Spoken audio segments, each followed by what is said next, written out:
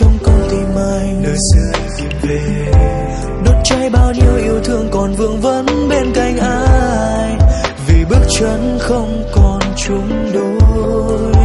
Oh baby, bóng tối vây quanh anh khắp nơi đây, khi anh không tồn tại, gió rét sương rơi theo mây ngàn vụn vỡ bên thềm xưa, vì giấc mơ kia nay đã xa rồi.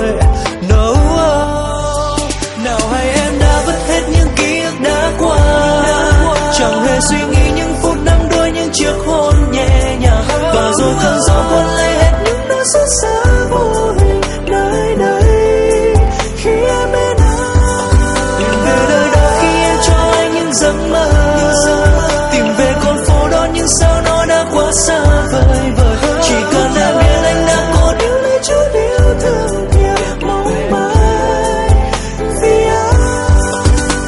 Khi cơn mưa chưa nguôi buông đôi tay em đã bước chân qua đời anh, khi đam mê yêu thương không ăn thua so với giấc mơ xa vời. Em như đang cố gắng trở lại về từ đâu, chia đôi hai cơn đau cho thêm nào tin lại nhau. I'm a go, anh phải bước đi xa nơi đây khi nhìn ra sau lưng em yêu đời một màu của đổi thay.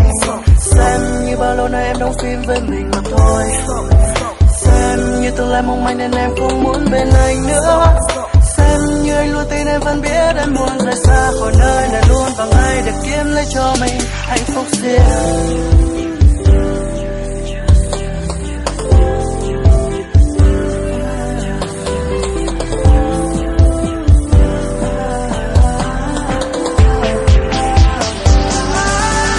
Nào hay em đã vứt hết những ký ức đã qua, chẳng hề suy nghĩ